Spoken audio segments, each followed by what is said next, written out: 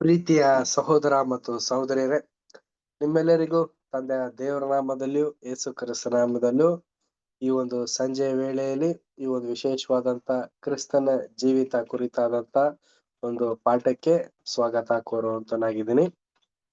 ಆತ್ಮೀಯರೇ, ಕಳೆದ ವಾರದಿಂದ ಈ ವಾರದವರೆಗೂ ನಮ್ಮೆಲ್ಲಾ ರೀತಿಯಲ್ಲೂ ನಮ್ಮನ್ನು ದೇವರು ನಡೆಸಿ ಅನೇಕ ಪಾಠಗಳಿಂದ ನಮ್ಮನ್ನು ಪೋಷಿಸಿ ಬಲಪಡಿಸಿ ಕರ್ತನಿದಕ್ಕೆ ತಂದೆಯ ದೇವರಿಗೆ ಮಹಿಮೆ ಉಂಟಾಗ್ಲಿ. ಮತ್ತೊಮ್ಮೆ ಈ ಒಂದು ಕೂಟನ ನಾವೆಲ್ಲರೂ ಕೂಡ ಒಮ್ಮನಸ್ಸಿನಿಂದ ಪ್ರಾರ್ಥನೆ ಪೂರ್ವಕವಾಗಿ ಈ ಒಂದು ಕೂಟ ನಾವು ಆರಂಭ ಮಾಡ್ಕೊಳ್ಳೋಣ. ನಮ್ಮನ್ನು ಪ್ರಾರ್ಥನೆ ನಡೆಸಬೇಕಾಗಿ ಸಹೋದರರಂತ ಮೋಹನ್ ರಾಜ್ ಬ್ರದರ್ನ ಕೇಳ್ಕೊಳ್ತೇನೆ. ಮೋಹನ್ ರಾಜ್ ಬ್ರದರ್, ಒಂದು ದಯವಿಟ್ಟು ಓಪನಿಂಗ್ ಪ್ರೇಯರ್ ಮಾಡ್ತೀರಾ? ಹಾ ಬ್ರದರ್, ಮಾಡ್ತೀನಿ ಬ್ರದರ್. Thank you. ಕೇಳಿಸ್ತದ ಬ್ರದರ್? ಕೇಳಿಸ್ತಾ ಇದೆ ಬ್ರದರ್. ಓಕೆ ಬ್ರದರ್, ಪ್ರಾರ್ಥನೆ ಮಾಡಿಕೊಳ್ಳೋಣ. ಸರ್ವಶಕ್ತನು, ಮೌನತನು, ಸರ್ವ ಸೃಷ್ಟಿಗೆ ಯಜಮಾನಾಗಿರ್ತಕ್ಕಂಥ ಪರಲೋಕದ ಜೀವುಳ ನಮ್ಮ ತಂದೆಯಾದ ದೇವರೇ, ಮತ್ತೊಂದು ಆವರ್ತಿ ನಿನಗೆ ಕೃತಜ್ಞತೆಯನ್ನು ಸಲ್ಲಿಸ್ತೇವೆ. ಕಳೆದ ದಿನವೆಲ್ಲ ನಮ್ಮನ್ನು ಅದ್ಭುತಕರವಾದ ರೀತಿಯಲ್ಲಿ ನಡೆಸಿ ಆರೋಗ್ಯ ಭಾಗ್ಯದಿಂದಿಟ್ಟು ಈ ದಿನದಲ್ಲಿ ಮತ್ತೊಂದು ಆವರ್ತಿ ಸಾಯಂಕಾಲ ವೇಳೆಯಲ್ಲಿ ಮತ್ತೆ ನಿನ್ನ ವಾಕ್ಯಗಳನ್ನು ಕಲೀಲಿಕ್ಕೆ ಕೊಟ್ಟಂತ ಸಮಯಕ್ಕಾಗಿ ನಿನಗೆ ವಂದನೆಗಳು ಸಲ್ಲಿಸ್ತೇವೆ. ಈ ಸಂದರ್ಭದಲ್ಲಿ ನಿನ್ನ ವಾಕ್ಯಗಳನ್ನು ಬೋಧಿಸಲು ಹೊಂಟಿರ್ತಕ್ಕಂಥ ಬ್ರದರ್ ಅವರಿಗಾಗಿ ನಾನು ಪ್ರಾರ್ಥನೆ, ಅವರಿಗೆ ಹೆಚ್ಚಿನ ಜ್ಞಾನ ತಿಳುವಳಿಕೆಯನ್ನು ಅನುಗ್ರಹಿಸು. ಅವ್ರ ಮೂಲಕ ನಾವು ಅನೇಕ ವಿಷಯಗಳನ್ನು ಕಲ್ತ್ಕೊಳ್ಳಿಕ್ಕೆ ನಮ್ಗೆ ಸಹಾಯ ಮಾಡು. ಮತ್ತು ಸೇರಿ ಬಂದಿರತಕ್ಕಂಥ ಎಲ್ಲಾ ಸಹೋದರ ಸಹೋದರಿಯರು ಎಲ್ಲರಿಗಾಗಿ ನಾವು ಪ್ರಾರ್ಥನೆ, ಎಲ್ಲರನ್ನು ಕೂಡ ಈ ಸಂದರ್ಭದಲ್ಲಿ ನಿನ್ನ ವಾಕ್ಯದಲ್ಲಿ ನಡೆಸಬೇಕೆಂದು ನಾವು ಬೇಡಿಕೊಳ್ತೇವೆ. ಹಾಗೆ ಮಾಡಿದಕ್ಕಾಗಿ ನಿಮಗೆ ವಂದನೆಗಳು ಸಲ್ಲಿಸ್ತಾ, ಈ ಪ್ರಾರಂಭದಿಂದ ಹಿಡಿದು ಕೊನೆಯವರೆಗೂ ನೀನೇ ನಮಗೆ ಸಹಾಯಕನಾಗಿ ನಡೆಸಬೇಕೆಂದು ನಿನ್ನ ಒಬ್ಬನೇ ಕುಮಾರನು ನಮ್ಮ ರಕ್ಷಕನು ಒಡೆಯನಾದ ಯೇಸು ಕ್ರಿಸ್ತನ ಹೆಸರಿನಲ್ಲಿ ಈ ಪ್ರಾರ್ಥನೆಯನ್ನು ಬೇಡಿ ಹೊಂದಿದ್ದೇವೆ ತಂದೆ, amen. Amen. Thank you brother. Okay. ಪ್ರಿಯ ಸಹೋದರ ಮತ್ತು ಸಹೋದರರೇ, ಈ ದಿನ ನಾವು ಬುಕ್ ಸ್ಟಡಿ ಮಾಡ್ತಾ ಇದ್ದೀವಿ. ಲೈಫ್ ಆಫ್ ಕ್ರೈಸ್ಟ್ ಭಾಗ 2, ಪೇಜ್ ನಂಬರ್ 72 ಕನ್ನಡದಲ್ಲಿ, ಇಂಗ್ಲಿಷ್ ನಲ್ಲಿ 202. ದಯವಿಟ್ಟು ಪ್ರಿಯ ಸಹೋದರ ಮತ್ತು ಸಹೋದರರು ಯಾರ್ಯಾರ ಬಳಿ ಟೆಕ್ಸ್ಟ್ ಬುಕ್ ಇದೆ ಓದ್ಬೇಕಾಗಿ ಕೇಳ್ಕೊಳ್ತೀನಿ. ನಾವು ಕಳೆದ ಕ್ಲಾಸ್ ನಲ್ಲೂ ಕೂಡ ಸುಮಾರು ಒಂದು ವಿಚಾರಗಳನ್ನ ನಾವು ಸ್ಟಡಿ ಮಾಡಿದ್ವಿ. ಅನೇಕ ಒಂದು ಸಂಗತಿಗಳು, ಪ್ರೀತಿಯ ಒಂದು ಶ್ರೇಷ್ಠತೆ ಮತ್ತೆ ಸಹೋದರರ ಒಂದು ಅನ್ಯೋನ್ಯತೆ ಮತ್ತು ನಮ್ಮಲ್ಲಿರುವಂತ ಒಂದು ಒಡೆಯನಿಗೆ ಸಲ್ಲಿಸಬೇಕಾಗಿರುವಂತ ಒಂದು ನ್ಯಾಯವಾದಂತ ಒಂದು ವಿಚಾರಗಳು ಮತ್ತು ದೇವರ ಒಂದು ವಿಚಾರಗಳನ್ನ ನಾಯಿಗಳು ಮತ್ತೆ ಹಂದಿಗಳ ಮತ್ತೆ ಯಾವ ರೀತಿ ನಾವು ಕೊಡ್ಬೇಕು ಅನ್ಬಿಟ್ಟು. ಸೊ ಇದು ಯಾವ ಒಂದು ಪ್ರಾಣಿಗೆ ಹೋಲಿಕೆ ಮಾಡಿದ್ದಾರೆ ಅಂತ ನಾವು ನೋಡ್ಬೇಕಾದ್ರೆ ಪ್ರಿಯರೇ, ಅಂದ್ರೆ ಹೇಗೆ ಅಂತಂದ್ರೆ ಒಂದು ಹಂದಿಗೆ ಮತ್ತೆ ನಾಯಿಗೆ ಅಂತ ಹೇಳ್ಬೇಕಾದ್ರೆ ಅನ್ಯ ಜನರಿಗೆ ಮತ್ತೆ ಅನ್ಯ ಜನರಲ್ಲಿ ಸಿಕ್ಕಿ ಆ ಒಂದು ಅವಕಾಶನ ಮತ್ತೆ ದುರುಪಯೋಗ ಮಾಡ್ಕೊಂಡಿರುವಂತ ಮಕ್ಕಳುಗಳಿಗೆ ಈ ಒಂದು ಪ್ರಾಣಿಯ ಹೆಸರನ್ನ ಹೋಲಿಕೆ ಮಾಡಿದ್ದಾರೆ ಪ್ರಿಯರೇ. ಈ ದಿನ ನಾವು 72ನೇ ಪೇಜ್ ನಂಬರು 2ನೇ ಒಂದು ಪ್ಯಾರಾನ ನಾವು ಓದಿ ಈ ದಿನದ ಒಂದು ವಿಶೇಷವಾದಂತ ಒಂದು ಕೂಟನ ನಾವು ಸೆಲ್ಫ್ ಸ್ಟಡಿ ಮಾಡ್ಕೊಳ್ಳುವಂತವ್ರಾಗಿರೋಣ. ಅನ್ನು ಸಿಸ್ಟರ್, ಟೆಕ್ಸ್ಟ್ ಬುಕ್ ಇದೆಯಾ? ಇದೆ sister, page number 72, second para. Okay, thank you sister. ಲೂಕನು ಈ ಪ್ರಸಂಗದ ವಿಷಯವಾಗಿ ಮಾಡಿರುವ ಉಲ್ಲೇಖನಗಳು 11:13 ತಿಳಿಸುವಂತೆ, ಬೇಡಿಕೊಳ್ಳುವವರು, ಹುಡುಕುವವರು, ತಟ್ಟುವವರು ಇವರಿಗೆ ದೇವರು ಸಂತೋಷವಾಗಿ ಕೊಡುವ ಒಳ್ಳೆಯ ಸಂಗತಿ ಎಂದರೆ ಅದು ತನ್ನ ಪವಿತ್ರಾತ್ಮ ಅಲ್ಲದೆ ಅಶುದ್ಧತೆ, ಪ್ರೀತಿ ಇಲ್ಲದಿರುವಿಕೆ, ಸ್ವಾರ್ಥ ಚಿಂತನೆ, ತೀರ್ಪು ಮಾಡುವಿಕೆ ಮತ್ತು ದೋಷ ಹುಡುಕುವಿಕೆ ಮುಂತಾದ ತೊಡೆದು ಹಾಕಬೇಕಾಗಿರುವ ಶರೀರ ಭಾವದ ಈ ಸಂಗತಿಗಳಿಗೆ ಪ್ರತಿಯಾಗಿ ಸರಿದೂಗಿಸಲು ಇದೇ ಸಂಪೂರ್ಣವಾಗಿ ಅವಶ್ಯವಿರುವುದು. ಇಂತಹ ವಿಷಯವನ್ನು ಪರಿಹರಿಸುವ ಮದ್ದು ಎಂದರೆ ನಾವು ಪ್ರೀತಿಮಯ ಆತ್ಮವಾದ ಪವಿತ್ರಾತ್ಮದಿಂದ ತುಂಬಿದವರಾಗಿರುವುದು. ಏಕೆಂದರೆ ಪ್ರೀತಿಯು ತನ್ನ ನೆರೆಯವನಿಗೆ ಯಾವ ಕೇಡು ಮಾಡುವುದಿಲ್ಲ. ಪ್ರೀತಿಯು ತಾಳ್ಮೆಯುಳ್ಳದ್ದು. ಪ್ರೀತಿ ದಯೆ ತೋರಿಸುವುದು, ಇತರರಲ್ಲಿ ದೋಷ ಹುಡುಕಲು ಹಾಗೂ ತನ್ನ ದೋಷಗಳ ವಿಷಯದಲ್ಲಿ ಕುರುಡರಂತಾಗಲು ಪ್ರೀತಿಯು ಉಬ್ಬಿಕೊಳ್ಳುವುದಿಲ್ಲ.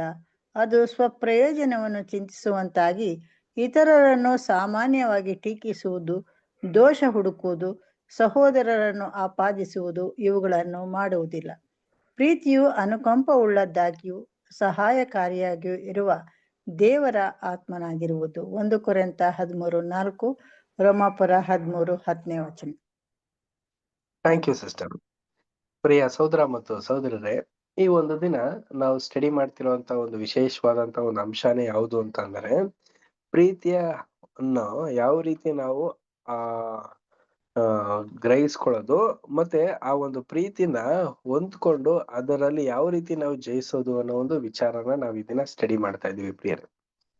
ನೋಡಿ, ಲೂಕಾದ್ರಲ್ಲೂ ಕೂಡ ನಮ್ಗೆ ತಿಳಿಸಿದ್ದಾರೆ, ಅಂದ್ರೆ ದೇವರ ಒಂದು ವಿಚಾರದಲ್ಲಿ ಏನಂತ ಅಂದ್ರೆ, ನಾವು ಬೇಡ್ಕೊಳ್ಳೋದು ಮತ್ತೆ ಹುಡುಕೋದು ಮತ್ತೆ ತಟ್ಟೋದು, ಈ ಎಲ್ಲಾ ವಿಚಾರಗಳ ಯಾವ್ದ್ರ ಬಗ್ಗೆ ಅಂತ ನಾವು ನೋಡ್ಬೇಕಾದ್ರೆ ಲೋಕದ ಒಂದು ಆಸೆ ಆಕಾಂಕ್ಷೆಗಳ ಬಗ್ಗೆ ಅಲ್ಲ ರೀ. ಇಲ್ಲಿ ಹೇಳ್ತಾ ಇರೋದು ಯಾವ್ದ್ರ ಬಗ್ಗೆ ಅಂತಂದ್ರೆ, ದೇವರ ಒಂದು ವಿಚಾರ, ದೇವರ ಒಂದು ಸಂತೋಷಕರವಾದಂತ ಒಂದು ಸಂಗತಿಗಳು, ಒಂದು ವಿಶೇಷಕರವಾದಂತ ಒಂದು ನಮಗೆ ದೇವರು ಒದಗಿಸಿರುವಂತ ಒಂದು ಪವಿತ್ರಾತ್ಮನ ನಾವು ಕೇಳ್ಕೊಳ್ಳೋ ಒಂದು ವಿಚಾರದಲ್ಲಿ ನಾವು ಹುಡುಕ್ಬೇಕಂತೆ. ಅದು ಅಲ್ದಂತೆ ತಟ್ಟಬೇಕಂತೆ, ಆಮೇಲಿಂದ ಬೇಡ್ಕೊಳ್ಬೇಕಂತೆ ಪ್ರಿಯರೇ.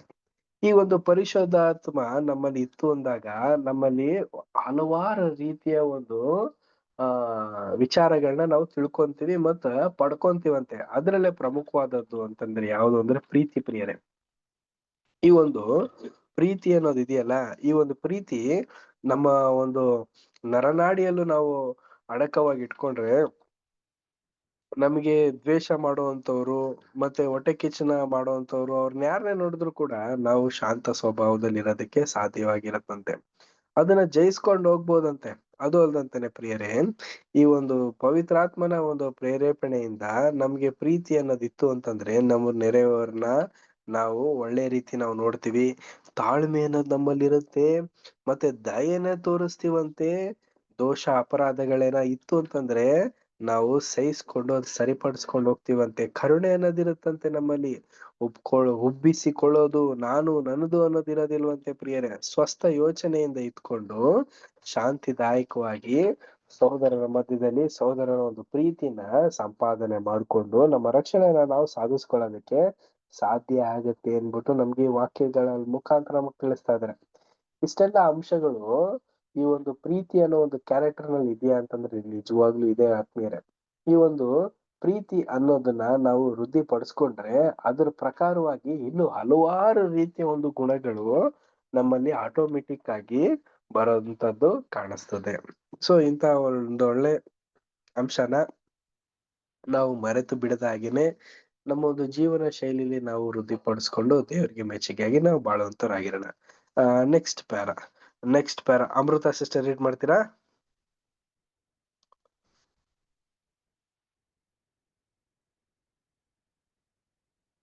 ಅಮೃತ ಸಿಸ್ಟರ್ ಲೈನ್ ಅಲ್ಲಿ ಇದ್ದೀರಾ?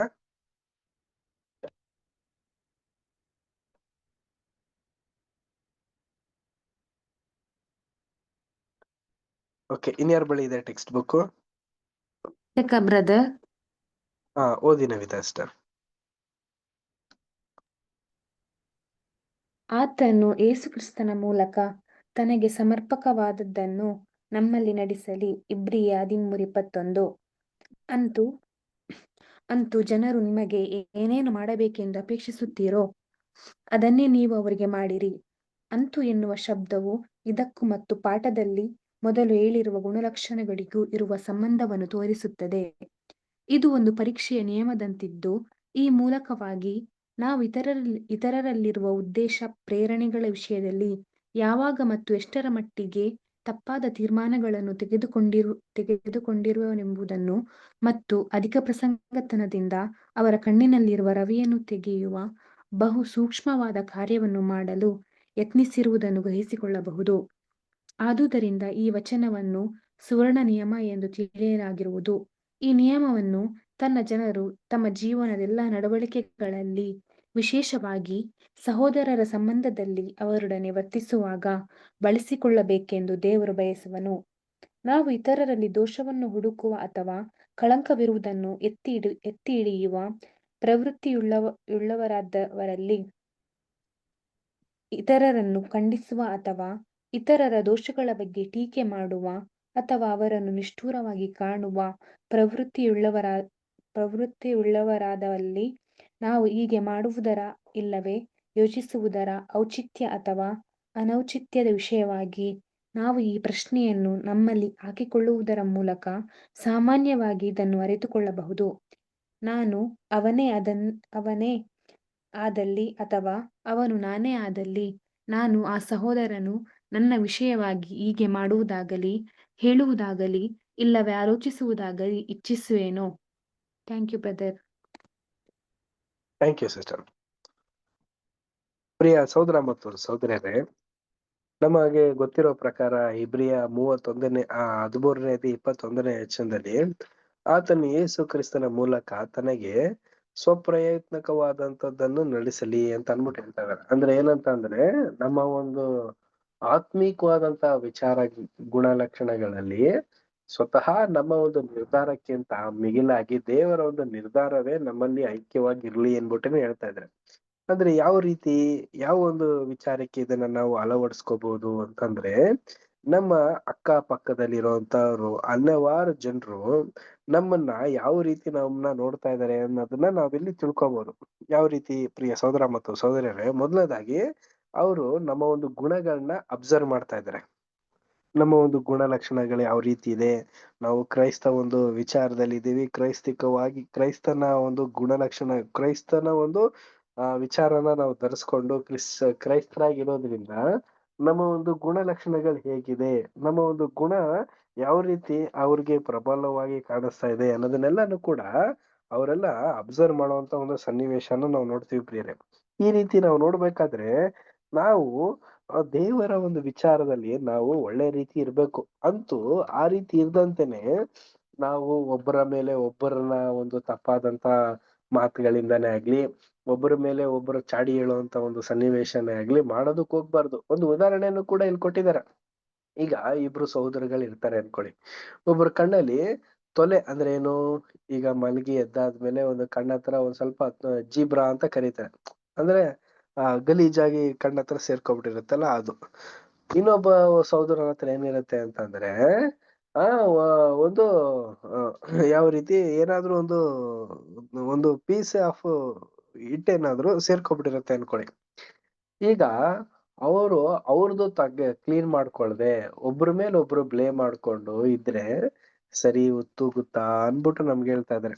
ಅಂದ್ರೆ ಯಾವ ರೀತಿ ಅಂತಂದ್ರೆ ನಮ್ಮ ನಡವಳಿಕೆಗಳ ಬಗ್ಗೆ ನಾವೇ ಪ್ರಶ್ನೆ ಮಾಡ್ಕೊಂಡು ಅದನ್ನ ಸರಿಪಡಿಸ್ಕೋಬೇಕೇ ಹೊರತು ಮತ್ತೊಬ್ಬರ ಒಂದು ನಡವಳಿಕೆ ಈ ರೀತಿ ಇದೆ ಅಂತ ಅನ್ಬಿಟ್ಟು ನಾವು ಮಗದೊಬ್ಬರಿಗೆ ಹೇಳಿ ಆ ಒಂದು ತಪ್ಪಾದಂತ ರೀತಿಯ ಒಂದು ಖಂಡನೆಕರವಾದಂತ ಒಂದು ಸನ್ನಿವೇಶಕ್ಕೆ ನಾವು ಹೋಗ್ಬಾರ್ದು ಅನ್ಬಿಟ್ಟೆ ನಮ್ಗೆ ಹೇಳ್ತಾ ಇದ್ದಾರೆ. ಅದು ಅಲ್ದಂತಾನೆ ಪ್ರಿಯ ಸಹೋದರ ಮತ್ತು ಸಹೋದರಿಯರೇ, ನಾವು ಯೋಚಿಸ್ಬೇಕಂತೆ ಯಾವ ರೀತಿ ದೇವರ ಒಂದು ವಾಕ್ಯಗಳನ್ನ ನಾವು ಬಿಡುವಂತ ಸಂದರ್ಭದಲ್ಲೇ ಆಗ್ಲಿ, ನಮ್ಮ ಒಂದು ಕೆಲಸ ಕಾರ್ಯಗಳಲ್ಲಿ ನಿರಂತರವಾಗಿರ್ಬೇಕಾದ್ರೂ ಸರಿ, ನಾವು ಯೋಚಿಸಿ ಆ ಒಂದು ವಾಕ್ಯಗಳ ಒಂದು ಅನುಸಾರವಾಗಿ ನಡ್ಕೊಂಡು ಹೋಗೋದಕ್ಕೆ ನಮಗೆ ನಾವು ಪ್ರಶ್ನೆನ ಇಟ್ಕೊಂಡು ನಾವು ಮೂಲಕ ಸರಿಯಾದಂತ ರೀತಿಯ ಒಂದು ನಡವಳಿಕೆನ ನಾವು ವೃದ್ಧಿಪಡಿಸ್ಕೊಳ್ಳೋದಕ್ಕೆ ಹೋಗ್ಬೇಕಂತೆ. ಇದನ್ನೇ ಸಹೋದರರ ವಿಷಯದಲ್ಲಿ ನಮ್ಗೆ ಹೇಳ್ತಾ ಇರೋದು. ಇದನ್ನ ಕೇಳಿರುವಂತವ್ರು ನಾವು ಆಲೋಚನೆ ಮಾಡಿ ಇದೇ ತರ ನೀನ್ ನಡ್ಕೊಂಡು ಹೋಗೋದು ತುಂಬಾ ಒಳ್ಳೇದು ಅನ್ಬಿಟ್ಟು ನಮ್ಗೆ ಇಲ್ಲಿ ತಿಳಿಸ್ತಾ ಇದ್ದಾರೆ. ನೆಕ್ಸ್ಟ್ ಪ್ಯಾರ ಆರು ಸಿಸ್ಟರ್ ರೀಡ್ ಮಾಡಿ ಸಿಸ್ಟರ್. ಓಕೆ. ಈ ನಿಯಮವನ್ನು ಕಟ್ಟುನಿಟ್ಟಾಗಿ ಪಾಲಿಸಿದಾಗ ಸಾಧಾರಣವಾಗಿ ಇದು ಒಂದು ಮಾರ್ಗದರ್ಶಿಯಾಗುತ್ತದೆ. ಆದರೂ ಕರ್ತನ ಜನರು ನಿಂದನೆ ಮಾಡಲು, ಕೆಟ್ಟದ್ದಾಗಿ ಮಾತಾಡಲು, ಹರಟೆ ಮಾಡಲು, ಒಂದು ನೆಪವನ್ನು ಹುಡುಕುವುದರಲ್ಲಿ ಉತ್ಸುಕರಾದಂತೆ ಕಂಡು ಬಂದಿರುವ ನಿದರ್ಶನಗಳನ್ನು ನಾವು ತಿಳಿದಿದ್ದೇವೆ. ಅವರು ಸುವರ್ಣ ನಿಯಮಗಳನ್ನು ನೆನೆಯುವವರಾದರೂ ಮತ್ತು ಅದಕ್ಕೆ ವಿಧೇಯರಾಗಲು ಆಂತರ್ಯದಲ್ಲಿ ಇಚ್ಛಿಸಿದರು, ಈ ನಿಯಮವನ್ನು ಉಲ್ಲಂಘನೆ ಮಾಡಲು ತಮ್ಮ ವಿಷಯದಲ್ಲಿ ಕೆಲವು ವಿಧವಾದ ನೆಪಗಳನ್ನು ಕಂಡುಕೊಂಡಿರುವರು. ಪ್ರಿಯ ಸಹೋದರರೇ, ನಾವು ದೇವರ ವಾಕ್ಯವನ್ನು ಮೋಸಕರವಾಗಿ ಬಳಸದಂತೆಯೂ ಅದರ ನಿಜವಾದ ಪ್ರಾಮುಖ್ಯತೆಯ ವಿಷಯದಲ್ಲಿ ನಾವು ಕುರುಡರಾಗಿ ನಮ್ಮನ್ನು ನಾವೇ ಮೋಸಗೊಳಿಸಿಕೊಳ್ಳದಂತೆಯೂ ನಾವು ನಮ್ಮ ಮನಸ್ಸಾಕ್ಷಿಯನ್ನು ದುರ್ಬಲಗೊಳಿಸಿ ಅದನ್ನು ಹಾಳು ಮಾಡಿಕೊಳ್ಳದಂತೆಯೂ ಕರ್ತನ ನಿಯಮವನ್ನು ಹೇಗೆ ನಿಭಾಯಿಸಬೇಕೆಂಬ ವಿಷಯದಲ್ಲಿ ಬಹು ಜಾಗರೂಕರಾಗಿರೋಣ. ಹೀಗೆ ನಾವು ಪವಿತ್ರಾತ್ಮ ದಾನಕ್ಕಾಗಿ ಮಾಡುವ ನಮ್ಮ ಪ್ರಾರ್ಥನೆಗೆ ಅಡ್ಡಿಯನ್ನು ತಂದುಕೊಳ್ಳದಿರೋಣ. ಏಕೆಂದರೆ ಪವಿತ್ರಾತ್ಮವು ನಮ್ಮ ಹೃದಯಕ್ಕೆ ಹರಿದು ಬರುವುದು ಆ ಮಾರ್ಗವು ತೆರೆಯಲ್ಪಟ್ಟಾಗ ಮಾತ್ರ.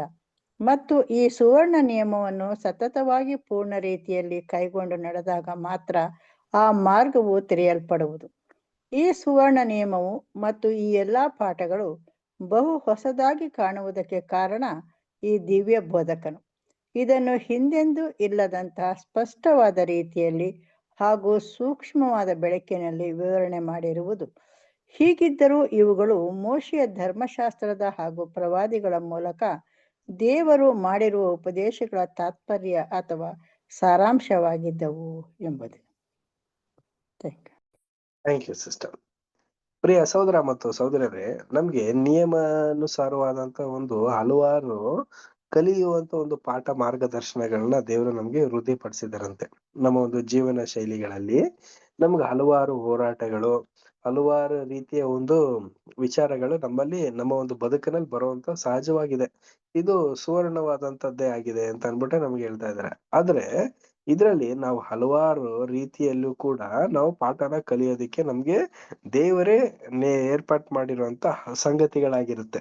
ಆದ್ರಿಂದ ನಾವು ದೇವರ ವಾಕ್ಯನ ನಾವು ಮನದಟ್ಟಿಟ್ಕೊಂಡು ಬರುವಂತ ಎಲ್ಲಾ ವಿಧವಾದಂತ ಒಂದು ಸಂಗತಿಗಳನ್ನು ನಾವು ಜಯಿಸ್ಕೊಂಡು ಹೋದ್ರೆ ತುಂಬಾ ಒಳ್ಳೇದು, ತುಂಬಾ ಹಿತಕರವಾದದ್ದು ಅನ್ಬಿಟ್ಟು ನಮ್ಗೆ ಇಲ್ಲಿ ಹೇಳ್ತಾ ಇದಾರೆ. ಪವಿತ್ರಾತ್ಮ ದಾನಕ್ಕೆ ಪವಿತ್ರಾತ್ಮನ ಒಂದು ದಾನನ ನಾವು ಪಡ್ಕೊಂಡಿರುವಂತವ್ರಿಗಿರ್ಬೇಕಾದ್ರೆ ಅದ್ರ ಪ್ರಕಾರನೇ ನಡ್ಕೊಂಡು ಹೋಗೋದು ತುಂಬಾ ಒಳ್ಳೇದು. ಹಾಗೇನೆ ನಮ್ಮಲ್ಲೂ ಕೂಡ ಸತತವಾಗಿ ಹಲವಾರು ರೀತಿಯಲ್ಲೂ ಕೂಡ ನಮಗೆ ಪಾಠನ ದೇವರು ಏರ್ಪಾಟ್ ಮಾಡಿದ್ದಾರೆ ಪ್ರಿಯರೇ. ಈ ಒಂದು ಪಾಠನ ನಾವು ತಿಳ್ಕೊಂಡು ನಡ್ಕೊಂಡು ಹೋಗ್ಬೇಕು. ಯಾವ ಪಾಠ ನಮ್ಗೆ ಮೆಗಲಾಗಿ ಯೇಸು ಕ್ರಿಸ್ತರೇ ನಮ್ಗೆ ಒಂದು ಮಾರ್ಗದರ್ಶನವಾಗಿದ್ದಾರೆ. ಅವ್ರು ತೋರಿಸಿರುವಂತ ಒಂದು ಮಾರ್ಗದಲ್ಲಿ ನಾವು ನಡೆದು ಆ ಒಂದು ಬೋಧಕನಿಗೆ ಬೆಳಕಿನ ಒಂದು ಸಂಗತಿನ ತೋರಿಸಿರ್ಬೇಕಾದ್ರೆ ಅದೇ ಪ್ರಕಾರ ನಾವು ನಡ್ಕೊಂಡು ಹೋಗ್ಬೇಕು.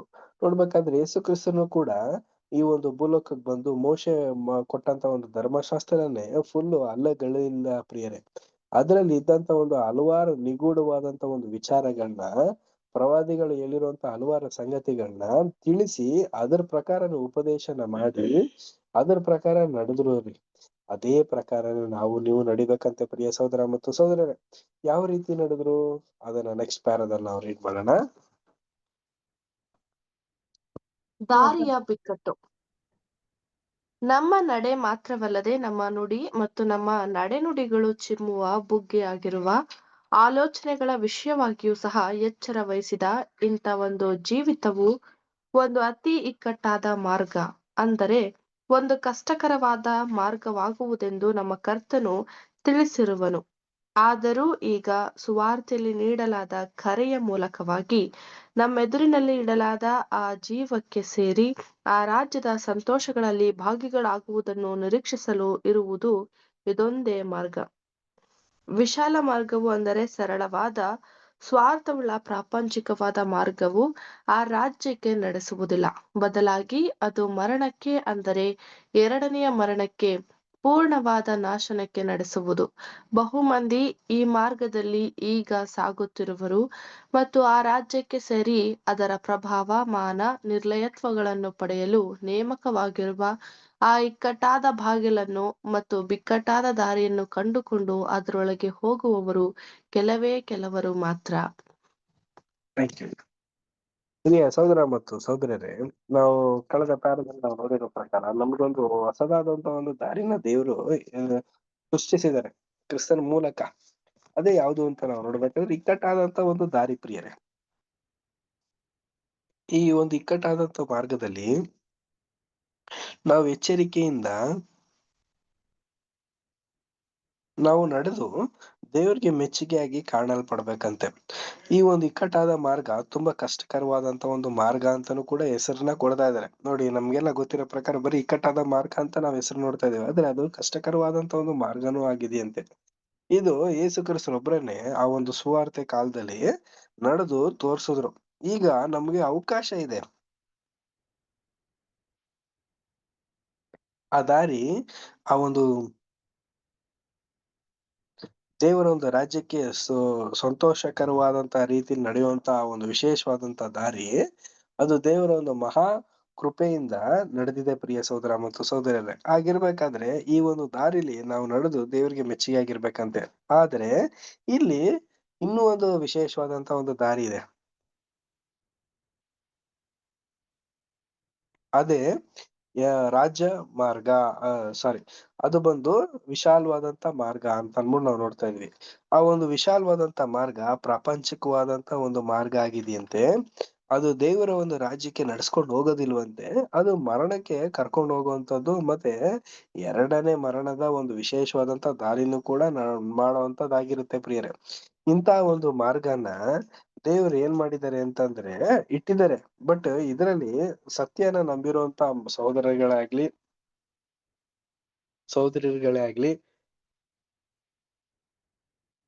ಈ ಒಂದು ಮಾರ್ಗದಲ್ಲಿ ನಡೀತೆ ದೇವರಿಗೆ ಅನುಸಾರವಾಗಿ ನಾವು ನಡೆದು, ಇಕ್ಕಟ್ಟಾದಂತ ಮಾರ್ಗದಲ್ಲಿ ನಾವು ನಡೆದು ದೇವ್ರಿಗೆ ಮೆಚ್ಚುಗೆ ಆಗಿರ್ಬೇಕು ಅನ್ಬಿಟ್ಟು ನಮ್ಗೆ ಇಲ್ಲಿ ಮೂಲ ಪಾಠನ ಹೇಳ್ತಾ ಇದಾರೆ. ನೆಕ್ಸ್ಟ್ ಪ್ಯಾರಾ ರೀಡ್ ಮಾಡೋಣ. Next para Deepa sister read ಮಾಡ್ತೀರಾ? ಹಾ ಬ್ರದರ್. Thank you. ಹೀಗಿರಲು ವಿಶಾಲ ಮಾರ್ಗದಿಂದ ಮತ್ತು ಲೋಕವು ಸಾಗುತ್ತಿರುವ ನಾಶನದಿಂದ ತಪ್ಪಿಸಿಕೊಳ್ಳಲು ಈಗಿನ ಒಂದು ಕಾಲದಲ್ಲಿ ಮಾತ್ರ ಯಾವುದೇ ಅವಕಾಶವನ್ನು ನೀಡಲಾಗಿರುವುದೆಂಬುದನ್ನು ಕೇಳುವುದಾಗಲಿ ಅಥವಾ ಅನ್ವಯಿಸುವುದಾಗಲಿ ಇರುವುದಿಲ್ಲ. ಆದಾಗ್ಯೂ ಕೇವಲ ಒಂದೇ ಮಾರ್ಗವು ಈಗ ತೆರೆಯಲಾಗಿರುವುದು. ಕರ್ತನ ವಾಕ್ಯವು ಬೇರೆಡೆಯಲ್ಲಿ ನಮಗೆ ತೋರಿಸಿಕೊಟ್ಟಿರುವುದೆಂದರೆ, ಇಕ್ಕಟ್ಟಾದ ಮಾರ್ಗವನ್ನು ಕಂಡುಕೊಂಡು ಅದರಲ್ಲಿ ನಡೆಯುವವರನ್ನು ಒಳಗೊಂಡಿರುವ ಕ್ರಿಸ್ತನ ದೇಹವು ಮೊದಲಿಂಗಿತಿಯು ಆದುಕೊಂಡ ಸಭೆಯೂ ಆಗಿರುವ ಆಯಲ್ಪಟ್ಟ ಚಿಕ್ಕ ಹಿಂಡನ್ನು ಮಾನವರೊಳಗಿಂದ ಆದುಕೊಂಡು ವಿಮೋಚಕನೊಂದಿಗೆ ಪ್ರಭಾವ ಸ್ಥಾನಕ್ಕೆ ಸೇರಿಸಲ್ಪಟ್ಟ ನಂತರ ಕರ್ತನ ಏರ್ಪಾಡಿನಲ್ಲಿ ಒಂದು ಕಾಲವು ಬರುವುದು. ಅಲ್ಲಿ ಬಂದು ಭವ್ಯವಾಗಿರುವ ಪರಿಶುದ್ಧವಾದ ರಾಜಮಾರ್ಗವು ಮಾನವರೆಲ್ಲರಿಗೆ ತೆರೆಯಲ್ಪಡುವುದು. ಅದು 1000 ವರ್ಷದ ಆಳ್ವಿಕೆಯ ಕಾಲವಾಗಿರುವುದು. ಅದು ಮೇಲೇರುವ ಒಂದು ಮಾರ್ಗವಾಗಿರುವುದು. ಇಳಿಮುಖದ ಮಾರ್ಗವಲ್ಲಿ ಆದುದರಿಂದ ಅದರಲ್ಲಿ ನಡೆದು ಮೇಲೇರಿ ಮತ್ತು ಸಂಪೂರ್ಣವಾಗಿ ಪೂರ್ವದ ಸ್ಥಿತಿಗೆ ಬರುವಂತಾಗಲು ಪರಿಶ್ರಮ ವಹಿಸಬೇಕಾದ ಅಗತ್ಯವಿರುವುದು. ಅಗತ್ಯದಲ್ಲಿ ಇದಕ್ಕೆ ಇಡಲಾದ ಬಹುಮಾನವು ಈಗ ದೇವರ ಸ್ವಕೀಯ ಜನರಾದ ಆಯಲ್ಪಟ್ಟ ಸಭೆಯ ಮುಂದೆ ತೆರೆಯಲಾಗಿರುವ ಇಕ್ಕಟ್ಟಾದ ಮಾರ್ಗದ ಕಷ್ಟಕರ ಮಾರ್ಗಕ್ಕಿರುವ ಬಹುಮಾನಕ್ಕಿಂತಲೂ ಭಿನ್ನವಾಗಿರುವುದು. ಅದು ಒಂದು ನೀತಿ ಮಾರ್ಗವಾಗಿರುವುದು. ಆದರೆ ಅದು ಈಗಿನ ಇಕ್ಕಟ್ಟಾದ ಮಾರ್ಗವಾಗಿರುವ ಯಜ್ಞಾರ್ಪಣೆಯ ಮಾರ್ಗವಲ್ಲ. ಹೀಗೆ ಈ ಯಜ್ಞಾರ್ಪಣೆಯ ಮಾರ್ಗವು ರಾಜವಂಶದ ಯಾಜಕರನ್ನು ಆಯ್ಕೆ ಮಾಡುತ್ತಿರುವುದು. ಅವರಲ್ಲಿ ಪ್ರತಿಯೊಬ್ಬನು ತಾನು ಆಯಲ್ಪಟ್ಟದ್ದನ್ನು ದೃಢಪಡಿಸಿಕೊಳ್ಳಲು ತನ್ನ ದೇಹವನ್ನು ಒಂದು ಸಜೀವ ಯಜ್ಞವಾಗಿ ಅರ್ಪಿಸಿಕೊಳ್ಳಬೇಕು. Thank you brother. Thank you sister. ಪ್ರೀತಿಯ ಸಹೋದರ ಮತ್ತು ಸಹೋದರಿಯರೇ, ನೋಡಿ, ನಮ್ಗೆಲ್ಲ ಒಂದು ಮಾರ್ಗದ ಬಗ್ಗೆ ಗೊತ್ತು. ಆ ಒಂದು ಮಾರ್ಗನೇ ವಿಶಾಲವಾದಂತ ಮಾರ್ಗ ರೀ. ಈ ಮಾರ್ಗದಲ್ಲಿ ಲೋಕದಲ್ಲಿರುವಂತವ್ರೆಲ್ರೂ ಸಾಗಿ ಹೋಗಿ ನಾಶನ ಮಾಡ್ಕೊಂತ ಇದಾರೆ. ತಪ್ಪಿಸ್ಕೊಳ್ಳೋದಕ್ಕೆ ಬೇರೆ ಒಂದು ಅವಕಾಶನೇ ಮಾಡಿಲ್ವಾ, ಬೇರೆ ಒಂದು ರೀತಿಯ ಒಂದು ಮಾರ್ಗನೇ ಸಿದ್ಧಪಡಿಸಿಲ್ವಾ ಅಂತ ನಾವೇನಾದ್ರೂ ಪ್ರಶ್ನೆ ಹಾಕೊಳ್ಳೋದಾದ್ರೆ, ಒಂದೇ ಒಂದು ಮಾರ್ಗ ಇದೆ. ಆ ಮಾರ್ಗನೇ ಯಾವುದು ಅಂತ ನಾವು ನೋಡ್ಬೇಕಂದ್ರೆ ಇಕ್ಕಟ್ಟಾದ ಮಾರ್ಗ. ನಮಗ್ ಗೊತ್ತು, 3 ಮಾರ್ಗಗಳ ಪಾಠದಲ್ಲಿ ನಾವು ತುಂಬಾ ಸ್ಪಷ್ಟವಾದಂತ ರೀತಿಯಲ್ಲಿ ನಾವು ತಿಳ್ಕೊಂಡಿದ್ವಿ. ಆದ್ರೆ ಪ್ರಿಯರೇ, ಇಕ್ಕಟ್ಟಾದಂತ ಮಾರ್ಗನ ಕಂಡುಕೊಳ್ಳುವಂತ ಸಹೋದರ ಸಹೋದರಿ ಅವ್ರು ಏನಾಗ್ತಾರೆ ಅಂತಂದ್ರೆ, ದೇವರ ಒಂದು ಸಭೆ ಚಿಕ್ಕ ಹಿಂಡಿಗೆ ಹೋಗುವಂತ ಮಕ್ಕಳು ಅಂತ ಅನ್ನಿಸ್ಕೋತಾರೆ ಪ್ರಿಯರೇ. ಇಕ್ಕಟ್ಟಾದ ಮಾರ್ಗದಲ್ಲಿ ಹೋಗುವಂತವ್ರೆಲ್ರು ಕೂಡ ಚಿಕ್ಕ ಹಿಂಡಿಗೆ ಕರೆ ಇರುವಂತವ್ರೇ ಆಗಿರ್ತಾರೆ. ಈ ಒಂದು ಚಿಕ್ಕ ಹಿಂಡಿಗೆ ಹೋದ್ರೆ ಏನೇನ್ ಬೆನಿಫಿಟ್ ಇದೆ ಅಂತ ನಾವು ನೋಡ್ಬೇಕಾದ್ರೆ ತುಂಬಾ ಬೆನಿಫಿಟ್ ಇದೆ ಪ್ರಿಯರೇ. ದೇವರಿಗೆ ಮತ್ತೆ ಈ ಕ್ರಿಸ್ತನಿಗೆ 1000 ವರ್ಷ ಯಾಜಕರಾಗಿರ್ಬೋದು. ಅದು ಅಲ್ದಂತೆನೆ ಮರಣ ಅನ್ನೋದೇ ಇರೋದಿಲ್ಲ. ಇಡೀ ಲೋಕದಕ್ಕೆ ಎಲ್ಲಾ ರೀತಿಯಲ್ಲೂ ಕೂಡ ಅವರು ಒಂದು ಮಾರ್ಗದರ್ಶಿಯಾಗಿರ್ತಾರೆ ಪ್ರಿಯರೇ. 1000 ವರ್ಷ ಆಳುವಂತ ಒಂದು ವಿಶೇಷವಾದಂತ ವರದಾನ ಆ ಒಂದು ಚಿಕ್ಕ ಹಿಂಡಿನಲ್ಲಿ ಇರುವಂತ ಸೋದರ ಸೋದರಿಯರಿಗೆ ಸಿಗದೆ ಹೊರ್ತು, ಇಕ್ಕಟ್ಟಾದಂತ ಮಾರ್ಗದಲ್ಲಿ ನಡೆದಿರುವಂತ ಸೋದರ ಸೋದರಿಗೆ ಸಿಗದೆ ಹೊರ್ತು ಬೇರೆ ಯಾರಿಗೂ ಸಿಗೋದಿಲ್ಲ ಅನ್ಬಿಟ್ಟು ಹೇಳ್ತಾ ಇದಾರೆ. ಈ ಒಂದು ವಿಶೇಷವಾದಂತ ಮಾರ್ಗನ ಈ ಒಂದು ವಿಶಾಲವಾದಂತ ಮಾರ್ಗದಲ್ಲಿರೋರು ಈ ಒಂದು ಮಾರ್ಗಕ್ಕೆ ಬರ್ಬೋದಾ ಅಂತಂದ್ರೆ ಬರೋದಕ್ಕೆ ಸಾಧ್ಯತೆ ಇದೆ. ಆದ್ರೆ ಅವರು ನಿಜವಾಗ್ಲೂ ಯೇಸು ಕ್ರಿಸ್ತನ್ನ ಸ್ವಂತ ರಕ್ಷಕ ಅಂತ ಅಂಗೀಕಾರ ಮಾಡಿ ತಂದೆಯ ದೇವರ ಮೇಲೆ ಒಂದು ಪೂರ್ಣ ಬರುವಾದಂತ ಒಂದು ನಂಬಿಕೆನ ಇಟ್ಟಿರುವಂತ ವ್ಯಕ್ತಿಗಳಿಗೆ ಮಾತ್ರ ಈ ಒಂದು ಮಾರ್ಗಕ್ಕೆ ಪ್ರವೇಶ ಉಂಟು. ಇಷ್ಟೆಲ್ಲ ಅಂಶ ಇರುವಂತ ಈ ಒಂದು ಇಕ್ಕಟ್ಟಾದಂತ ಮಾರ್ಗ ದೇವರು ಯಾರಿಗಪ್ಪ ಇದು ಗೋಚರಿಸಿದ್ದಾರೆ ಅಂತಂದ್ರೆ ದೇವರ ಮಕ್ಕಳು, ರಾಜ ವಂಶಸ್ಥರು, ಆರಿಸಲ್ಪಟ್ಟಿರುವಂತ ವಿಶೇಷವಾದಂತ ಮಕ್ಕಳು ಆಗಿರುವಂತ ನಮ್ಗೆ ನಿಮ್ಗೆ ಆನ್ಲೈನ್ ಅಲ್ಲಿ ಕೇಳ್ತಿರುವಂತ ನಮ್ಗೆ ನಿಮ್ಗೆ ಹೇಳ್ತಿರುವಂತ ಒಂದು ವಿಶೇಷವಾದಂತ ಪಾಠ ಪ್ರಿಯ ಸಹೋದರ ಮತ್ತು ಸಹೋದರರೇ. ಈ ಒಂದು ಪಡಿಸುವಂತ ಈ ಒಂದು ಪಾಠನ ನಾವು ತಿಳ್ಕೊಂಡು ಈ ಒಂದು ಕರೆಗೆ ಒಳ ಬಿದ್ದು ದೇವರಲ್ಲಿ ಮತ್ತೆ ದೇವರ ಒಂದು ದೇಹದಲ್ಲಿ ನಾವು ಕೂಡ ಒಬ್ಬರಾಗಿ ಸೇರೋದಕ್ಕೆ ನಮ್ಮನ್ನ ನಾವು ಸಿದ್ಧಪಡಿಸ್ಕೊಂಡು ದೇವ್ರಿಗೆ ನಾವು ಅರ್ಪಣೆ ಆಗಿರುವಂತವ್ರಾಗಿರೋದು. ನೆಕ್ಸ್ಟ್ ಪ್ಯಾರ ನಾವು ರೀಡ್ ಮಾಡೋಣ. ನೆಕ್ಸ್ಟ್ ಪ್ಯಾರ ಅನು ಸಿಸ್ಟರ್ ರೀಡ್ ಮಾಡ್ತೀರಾ?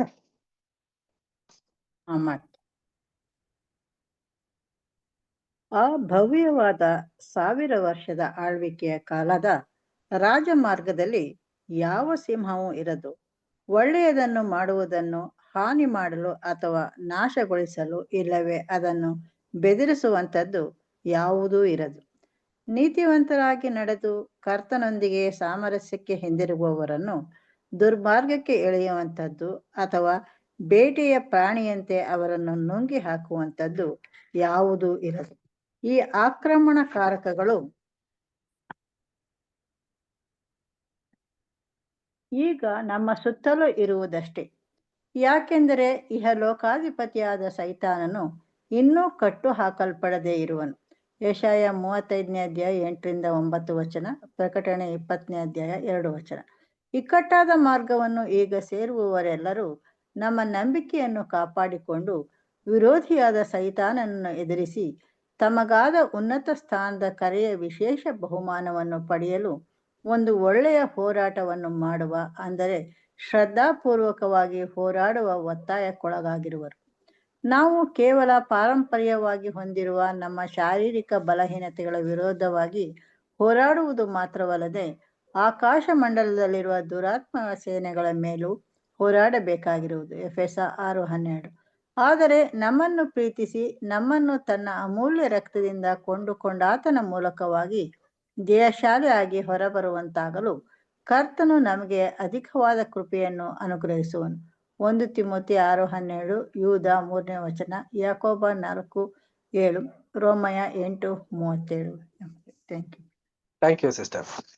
ಪ್ರಿಯ ಸಹೋದರ ಮತ್ತು ಸಹೋದರಿಯರೇ, ಈ ಒಂದು 1000 ವರ್ಷ ಆಳ್ವಿಕೆ ಕಾಲದಲ್ಲಿ ರಾಜ್ಯ ಮಾರ್ಗದಲ್ಲಿ ನಾವೆಲ್ಲ ಒಂದು ಮಾದರಿಯಾಗಿ ಇದ್ಕೊಂಡು ಇರ್ತೀವಂತೆ. ಅದು ಅಲ್ದಂತಾನೆ ಆ ಒಂದು 1000 ವರ್ಷದಲ್ಲಿ ಸಿಂಹ ಅಲ್ಲಿರೋದು ಅಂದ್ರೆ ಯಾವ ಸಿಂಹ ಪ್ರಿಯ ಸಹೋದರ ಮತ್ತು ಸಹೋದರಿಯರೇ? ಕ್ರೂರ ಸಿಂಹನಾಗಿರುವಂತ ಸೈತಾನನು ಆ ಒಂದು 1000 ವರ್ಷದ ಒಂದು ಆಳ್ವಿಕೆಯ ಕಾಲದಲ್ಲಿ ಇರೋದಕ್ಕೆ ಸಾಧ್ಯನೇ ಇಲ್ವಂತೆ ಪ್ರಿಯರೇ. ಏನಕ್ಕಂದ್ರೆ ಕ್ರಿಸ್ತನ ಒಂದು ಆಡಳಿತ ನಡ್ಬೇಕಾದ್ರೆ ನಾನೇ ಕ್ರಿಸ್ತನು ಅಂತ ಬರುವಂತ ಒಂದು ಡೂಪ್ಲಿಕೇಟ್ ಕ್ರೈಸ್ಟ್ ಆಗಿರುವಂತ ಲೂಸಿಫರ್ ಕೂಡ ಯಾವುದೇ ಕಾರಣಕ್ಕೂ ಈ ಒಂದು ವಿಶೇಷವಾದಂತ ರೀತಿಯಲ್ಲಿ ಇರೋದಕ್ಕೆ ಸಾಧ್ಯ ಇರೋದಿಲ್ಲ. ಹಾಗೇನೆ ನೀತಿವಂತರು ನಡೀತಿರುವಂತ ಈ ಒಂದು ಮಾರ್ಗದಲ್ಲಿ ದೇವರ ಒಂದು ವಿಶೇಷವಾದಂತ ಒಂದು ಅಗ್ನಿ ಸ್ತಂಭ ಏನಾಗಿರುತ್ತೆ ಅಂತಂದ್ರೆ ಇರುತ್ತಂತೆ, ಆಕ್ರಮಣಕರವಾಗಿರುತ್ತಂತೆ. ಅಂದ್ರೆ ದೇವರ ಮಕ್ಕಳು ಯಾವ ರೀತಿ ಇರ್ತಾರೆ ಅಂತಂದ್ರೆ ತುಂಬಾ ಶಕ್ತಿ ಭರಿತವಾಗಿ ದೇವರ ಒಂದು ವಾಕ್ಯದ ಒಂದು ಗೌರವ, ದೇವರ ಒಂದು ಪ್ರೀತಿಯ ಒಂದು ತಲ್ಲೀನತೆನ ಅವರು ಬಿಂಬಿಸ್ತಾ ಇರ್ತಾರಂತೆ ಪ್ರಿಯ ಸಹೋದರ ಮತ್ತು ಸಹೋದರರೇ. ಇದು ಸುತ್ತಮುತ್ತಲು ಇರ್ದೇ ಇರುತ್ತೆ. ಇಂತ ಒಂದು ವಿಶೇಷವಾದಂತ ರೀತಿಯಲ್ಲಿ ಇರ್ಬೇಕಾದ್ರೆ ಸೈತಾನನ ಆ ಒಂದು ಜಾಗದಲ್ಲಿ ಇರೋದಕ್ಕೆ ಸಾಧ್ಯನೇ ಇಲ್ಲ.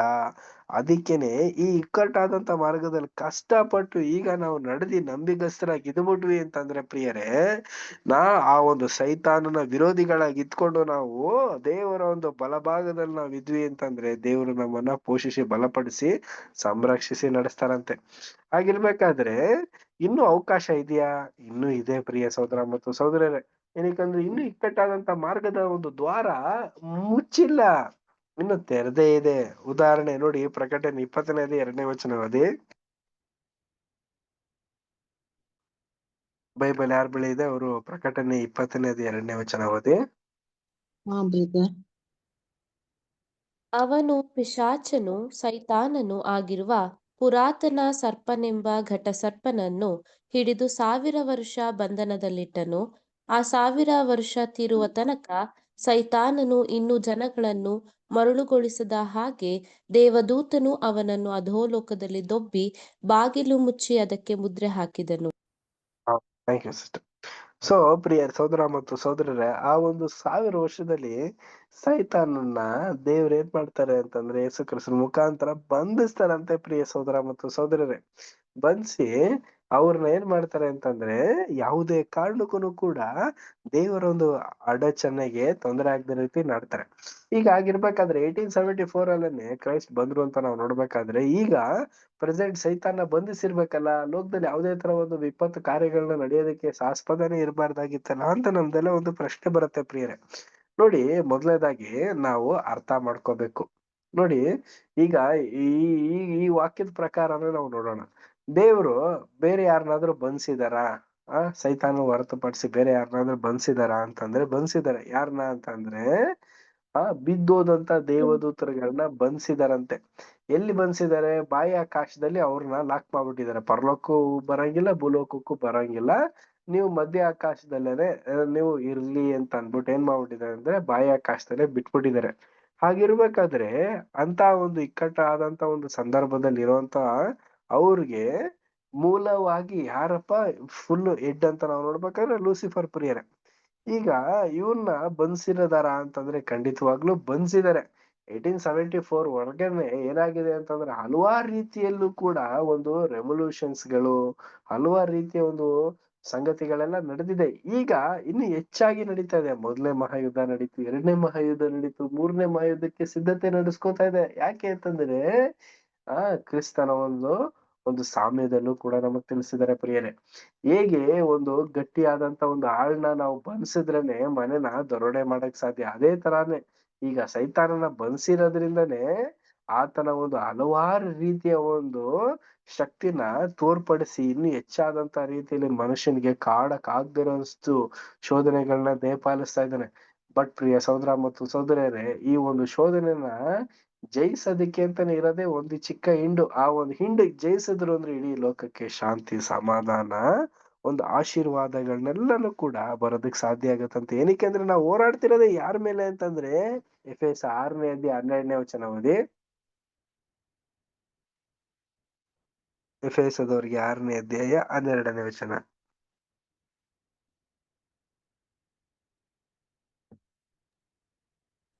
ನಾವು ಹೋರಾಡುವುದು ಮನುಷ್ಯ ಮಾತ್ರದವರ ಸಂಗಡವಲ್ಲ, ರಾಜತ್ವಗಳ ಮೇಲೆಯೂ ಅಧಿಕಾರಿಗಳ ಮೇಲೆಯೂ ಅಂಧಕಾರದ ಲೋಕಾಧಿಪತಿಗಳ ಮೇಲೆಯೂ ಆಕಾಶ ಮಂಡಲದಲ್ಲಿರುವ ದುಷ್ಟಾತ್ಮ ಸೈನ್ಯಗಳ ಮೇಲೆಯೂ ನಾವು ಹೋರಾಡುವರಾಗಿದ್ದೇವೆ. Thank you sister. ನೋಡಿ ಪ್ರಿಯ ಸಹೋದರ ಮತ್ತು ಸಹೋದರಿ, ನಾವ್ ಯಾರ ಮೇಲಪ್ಪ ಹೋರಾಡ್ತಾ ಇದೀವಿ ಅಂತಂದ್ರೆ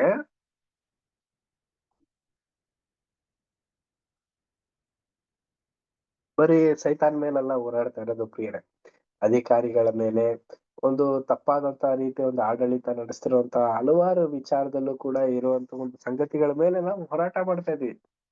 ಆಗಿರ್ಬೇಕಾದ್ರೆ ಈ ಒಂದು ಹೋರಾಟ ಎಲ್ಲಿವರೆಗೂ ಹೋರಾಟ ಇದೆ ಅಂತಂದ್ರೆ ಆ ಒಂದು ಸಂಖ್ಯೆ ಕಂಪ್ಲೀಟ್ ಆಗೋವರೆಗೂ ನಮ್ಮೆಲ್ಲರಿಗೂ ಒಂದು ಹೋರಾಟ ಇದೆ ಪ್ರಿಯರೇ. ಈ ಒಂದು ಹೋರಾಟದಲ್ಲಿ ನಾವು ಭಾಗವಹಿಸ್ತಾನೆ ಇದೀವಿ, ಅನುದಿನವೂ ಕೂಡ ವಹಿಸ್ತಾ ಇದೀವಿ. ಒಂದಲ್ಲ ಒಂದು ದಿನ ಆ ಒಂದು ಹೋರಾಟಕ್ಕೆ ಜಯ ಸಿಕ್ಕೇ ಸಿಗತ್ತೆ. ಆಗ್ಲೇ ಕ್ರಿಸ್ತನ ಒಂದು ಕಣ್ಣಿಗೆ ಕಾಣೋ ಒಂದು ರಾಜ್ಯ ಬರೋದಕ್ಕೆ ಸಾಧ್ಯ. ಈ ರೀತಿ ಇರ್ಬೇಕಾದ್ರೆ ನಮ್ಗೆ ಹಲವಾರು ವಾಕ್ಯಗಳಿಂದ ನಮ್ಮನ್ನ ಬಲಪಡಿಸ್ತಾರೆ ನೋಡಿ. ಓದಿ 1 ತಿಮೋತಿ 6ನೇ ಅಧ್ಯಾಯ 12ನೇ ವಚನ. ಕ್ರಿಸ್ತ ನಂಬಿಕೆಯುಳ್ಳವರು ಮಾಡತಕ್ಕ ಶ್ರೇಷ್ಠ ಹೋರಾಟವನ್ನು ಮಾಡು, ನಿತ್ಯ ಜೀವವನ್ನು ಹಿಡಿದುಕೋ, ಅದಕ್ಕಾಗಿ ದೇವರು ನಿನ್ನನ್ನು ಕರೆದನು ಮತ್ತು ನೀನು ಅನೇಕ ಸಾಕ್ಷಿಗಳ ಮುಂದೆ ಒಳ್ಳೆ ಪ್ರತಿಜ್ಞೆಯನ್ನು ಮಾಡಿದ್ದೀಯಲ್ಲ. ಸಾಕು ಸಿಸ್ಟರ್, ಥ್ಯಾಂಕ್ ಯು. ನೋಡಿ ಪ್ರಿಯ ಸಹೋದರ ಮತ್ತು ಸಹೋದರರೇ, ನಾವು ಒಂದು ಒಳ್ಳೆ ಸಾಕ್ಷಿನ ನಾವು ಮಾಡ್ಕೊಂಡಿದೀವಿ. ಕ್ರಿಸ್ತನಿಗಾಗಿ ನಾವು ನಿಲ್ತೀವಿ, ಕ್ರಿಸ್ತನಿಗಾಗಿ ನಾವು ಓಟನ ಓಡ್ತೀವಿ ಅನ್ಬಿಟ್ಟು ಆ ಒಂದು ಮಾತಿನ ಮೇರೆಗೆ, ಆ ಒಂದು ಮಾತು ಕೊಟ್ಟಿದೀವಿಲ್ಲ, ಆ ಒಂದು ಒಪ್ಪಂದದ ಮೇರೆಗೆ ನಾವು ನಡ್ಕೊಂಡು ಹೋಗ್ಲೇಬೇಕು. ಇದು ನಮ್ಮೆಲ್ಲರಿಗೂ ಕೊಟ್ಟಿರುವಂತ ಒಂದು ವಿಶೇಷವಾದಂತ ಜವಾಬ್ದಾರಿ ಮತ್ತೆ ಒಂದು ಆಶೀರ್ವಾದನೆ ಅಂತಾನೆ ಗ್ರಹಿಸ್ಕೊಳ್ಳೋಣ. ನೋಡಿ ಯೂದ 1ನೇ ಅಧ್ಯಾಯ 3ನೇ ವಚನ ಓದಿ.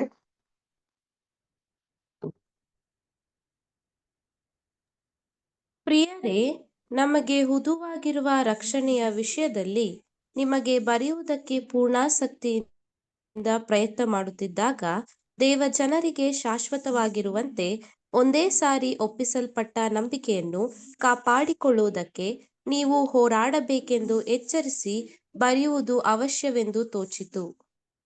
ನೋಡಿದ್ರ ಆತ್ಮೀಯರೇ, ನಮಗೆ ಎಚ್ಚರಿಕೆ ಮಾತುಗಳನ್ನ ನಮಗೆ ನೀಡ್ತಾ ಇದ್ದಾರೆ. ಈ ಒಂದು ಎಚ್ಚರಿಕೆ ಬೇಕಾ ಅಂತಂದ್ರೆ ನಿಜವಾಗ್ಲೂ ಕ್ರೈಸ್ತ ಜೀವಿತದಲ್ಲಿ ದಿನದಿಂದ ದಿನಕ್ಕೆ ನಮ್ಗೆ ಎಚ್ಚರಿಕೆ ಬೇಕು. ಏನಕ್ಕಂದ್ರೆ ನಾವು ಮರ್ತು ಬಿಡ್ತೀವಿ. ದೇವರ ಒಂದು ವಿಚಾರಗಳನ್ನ ನಾವು ಆಲೋಚಿಸೋದೇ ಇಲ್ಲ, ಗ್ರಹಿಸೋದೇ ಇಲ್ಲ. ಏನು ಕೆಲವು ಮಾತ್ರ ದೇವರ ವಿಚಾರಗಳಿದೆ ಅಂತಂದ್ರೆ ಇಲ್ಲ ರೀ. ಸತ್ಯವೇದದಲ್ಲಿ ಸಾವಿರಾರಷ್ಟು ವಿಚಾರಗಳು ಸತ್ಯವೇದದಲ್ಲಿ ಅಡಕವಾಗಿದೆ. ಇದನ್ನೆಲ್ಲ ಈ ಒಂದು ಮನುಷ್ಯ ಏನ್ ಮಾಡ್ತಾನೆ ಅಂತಂದ್ರೆ ಕೇಳ್ತಾ ಇರ್ತಾನೆ, ಮತ್ತೆ ಮರಿತಾ ಇರ್ತಾನೆ, ಮತ್ತೆ ಅದನ್ನ ಅಳವಡಿಸ್ಕೊಳ್ದೇ ಇರ್ತಾನೆ, ಅದನ್ನ ಕೈಗಾಂಡ ನಡಿದೇ ಇರೋ ತರ ಆಗೋಗಿರ್ತಾನೆ. ಈ ರೀತಿ ಇರ್ಬೇಕಾದ್ರೆ ನಮ್ಗೆ ಪ್ರೋತ್ಸಾಹನೆ ಏನಂತಂದ್ರೆ ವಾಕ್ಯ. ಬೈಬಲ್ನ ಓದ್ಬೇಕು. ಬೈಬಲ್ನ ಓದಿ ಆ ಒಂದು ವಾಕ್ಯದ ಪ್ರೇರೇಪಣೆಯಿಂದ ನಾವು ನಡೆಯೋದಕ್ಕೆ ಸಸ್ತವಾಗಿರ್ಬೇಕು. ನೋಡಿ ಯಾಕೋಬ 4ನೇ ಅಧ್ಯಾಯ 7ನೇ ವಚನ ಓದಿ.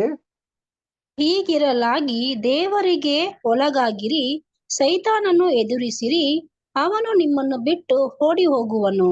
Thank you. ನೋಡಿ ಆತ್ಮೀಯರೇ, ನಾವು ಯಾರನ್ನ ನಾವು ಎದುರಿಸ್ಬೇಕು? ಸೈತಾನ್ನ ನಾವು ಎದುರಿಸ್ಬೇಕು. ಹಾಗಿರ್ಬೇಕಾದ್ರೆ ನಾವು ದೇವರ ಒಳಗಡೆ ಇದ್ರೇನೆ ತಾನೇ ಸೈತಾನ್ನ ನಾವು ಎದುರ್ಸೋದಕ್ ಸಾಧ್ಯ. ನಾವು ದೇವರ ಒಳಗಡೆ ಇಲ್ದಂತಾನೆ ಸೈತಾನ್ನ ನಾವು ಎದುರ್ಸಕ್ ಹೋದ್ರೆ ನಾವೇ ಓಡೊಂಟೋಗ್ಬಿಡ್ತೀವಿ. ಇನ್ ಕೇಸಸ್ ಏನಾದ್ರು ನಾವು ದೇವರನ್ನ ಒಂದು ಪ್ರೀತಿಯಿಂದ ಅಂಗೀಕಾರ ಮಾಡಿ ಸೈತಾನ ನಾವು ಎದುರಿಸಿದ್ರೆ ಖಂಡಿತವಾಗ್ಲೂ ಸೈತಾನ್ ಓಡಿ ಹೋಗ್ತಾನೆ ಪ್ರಿಯರೇ. ರೋಮ 8ನೇ ಅಧ್ಯಾಯ 34ನೇ ವಚನ.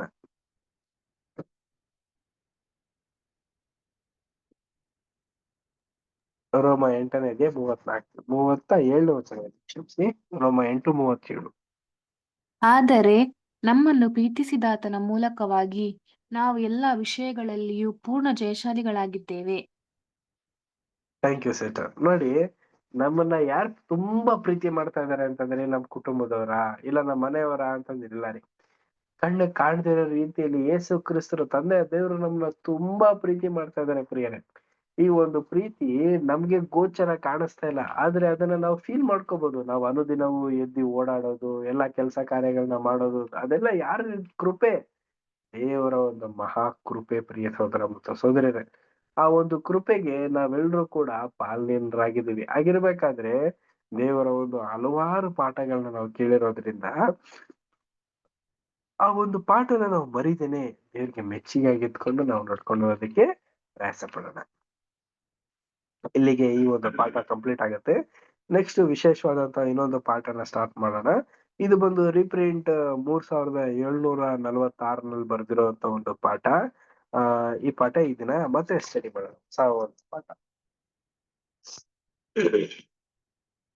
ನೀವು ಹೇಗೆ ಕಿವಿಗೊಡಬೇಕೆಂಬುದನ್ನು ಗಮನಿಸಿ. ಮತ್ತಾಯ 7:15-29 ವಚನಗಳು. ವಾಕ್ಯದ ಪ್ರಕಾರ ನಡೆಯುವವರಾಗಿರಿ, ಅದನ್ನು ಕೇಳುವವರು ಮಾತ್ರವೇ ಆಗಿದ್ದು ನಿಮ್ಮನ್ನು ನೀವೇ ಮೋಸಗೊಳಿಸಬೇಡಿರಿ.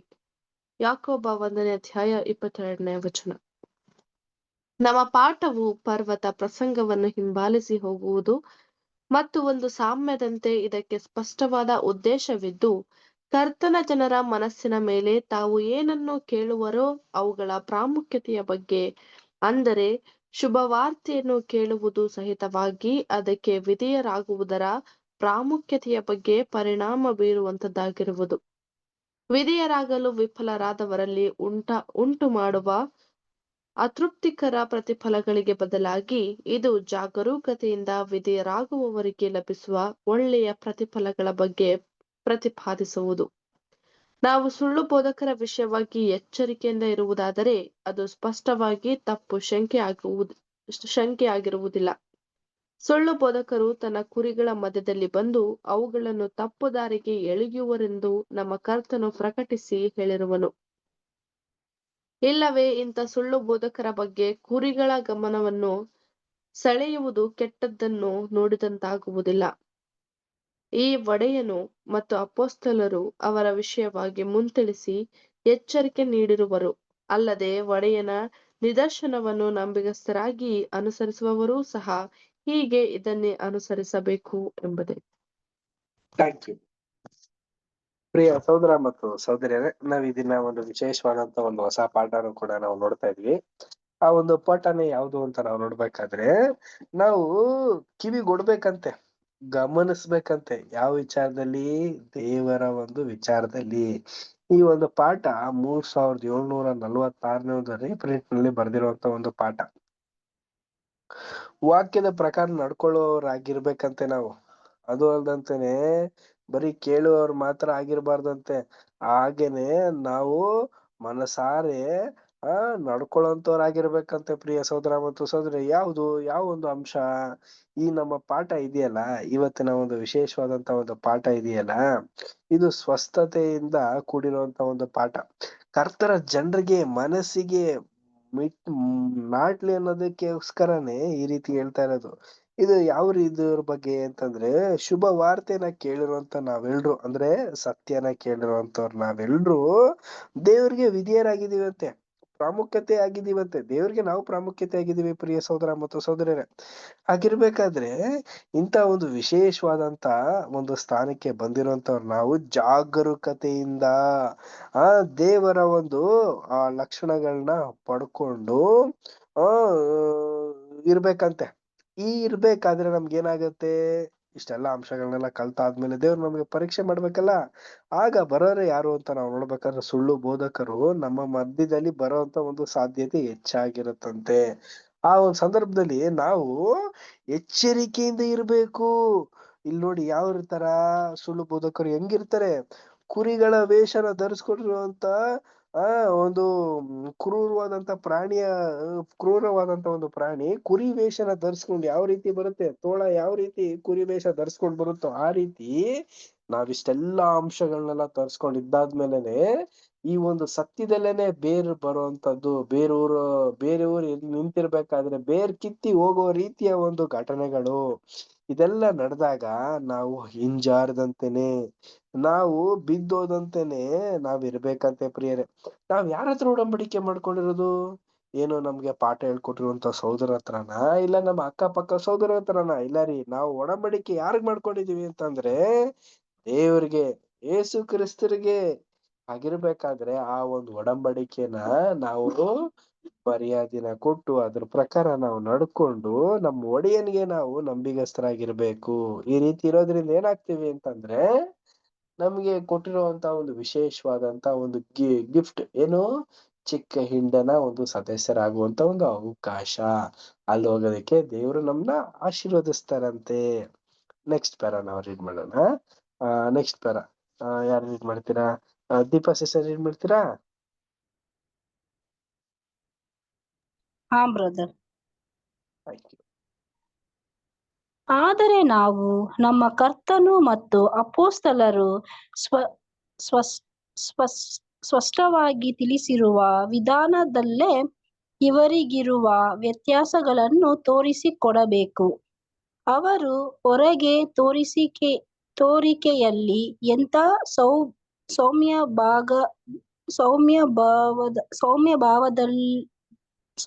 ಭಾವದವರು, ಸುಸಂಸ್ಕೃತರು, ವಿಧೇಯವಂತರು, ನಯವಿನಯುಳ್ಳವರು ಆದಾಗ್ಯೂ ಅವರನ್ನು ಮಂದೆಯ ನಾಯಕರೆಂದು ಅವರಲ್ಲಿ ಧೈರ್ಯವಾಗಿ ಭರವಸವಿಟ್ಟು ಅವರ ಉದ್ದೇಶಗಳು ಆಕಾಂಕ್ಷೆಗಳನ್ನು ವೈಯಕ್ತಿಕ ಜೀವನದ ವಿಷಯದಲ್ಲಿ ಅವರೊಡನೆ ನಿಕಟವಾಗಿ ಬಳಕೆಯಾಗುವುದಕ್ಕೆ ಮೊದಲು ನಾವು ಅವರ ಭಾವ್ಯ ವಿಚಾರಕ್ಕಿಂತಲೂ ಚೆನ್ನಾಗಿ ಅವರನ್ನು ಅರಿತುಕೊಳ್ಳಲು ಯತ್ನಿಸಬೇಕು. ಅವರು ಹೊಟ್ಟೆಬಾಕರು, ಹಣದಾಸೆಯವರು, ಸ್ವಾರ್ಥ ಸ್ವಭಾವದವರು ಆಗಿದ್ದಲ್ಲಿ ಅವರು ಭವ್ಯವಾಗಿ ಭಕ್ತಿಯ ವೇಷವುಳ್ಳವರಾಗಿ ವರ್ತಿಸಿದರು. ಅವರ ವಿಷಯವಾಗಿ ಎಚ್ಚರದಿಂದಿರಬೇಕೆಂದು ಕರ್ತನು ಈ ವಿಷಯವಾಗಿ ನಮಗೆ ತಿಳಿಸಿರುವನು. ಅಪೊಸ್ತಲನು ಇವರ ವಿಷಯವಾಗಿ ಹೀಗೆ ಹೇಳಿರುವನು, ಕ್ರೂರವಾದ ತೋಳಗಳು ನಿಮ್ಮೊಳಗೆ ಬರುವವೆಂದು ಬಲ್ಲೆನು. ಅವು ಹಿಂಡನ್ನು ಕನಿಕರಿಸುವುದಿಲ್ಲ. ಅವರು ದ್ರವ್ಯ ವೇಷವುಳ್ಳವರಾಗಿ ಕಲ್ಪನೆಯ ಮಾತುಗಳನ್ನು ಹೇಳುತ್ತಾ ನಿಮ್ಮಿಂದ ಲಾಭವನ್ನು ಸಂಪಾದಿಸಬೇಕೆಂದಿರುವವರು, ತಮ್ಮನ್ನು ಕೊಂಡುಕೊಂಡ ಒಡೆಯನನ್ನು ಕೂಡ ತಾವೇ ಅರಿಯೆವು ಎಂದು ಹೇಳುವವರು.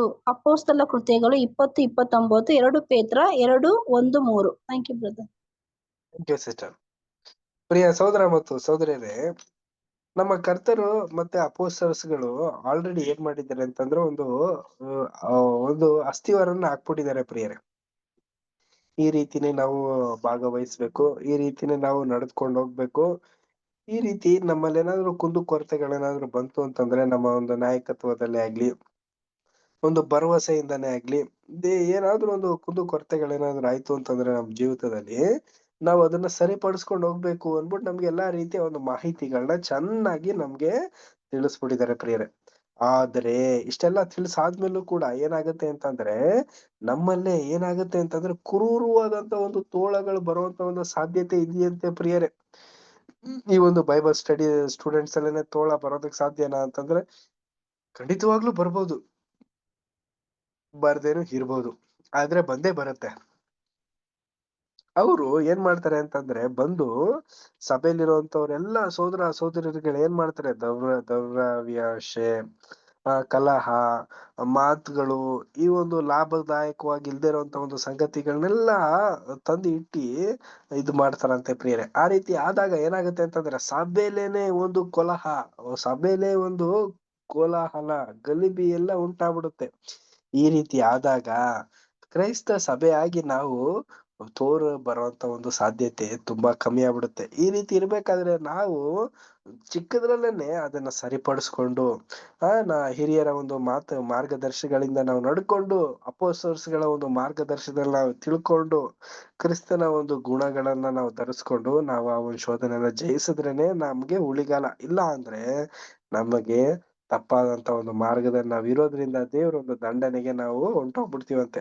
ನೋಡಿ, ಒಂದು ವಾಕ್ಯಗಳನ್ನ ಓದಿ, 2 ಪೇತ್ರ 2ನೇ ಅಧ್ಯಾಯ 1-3.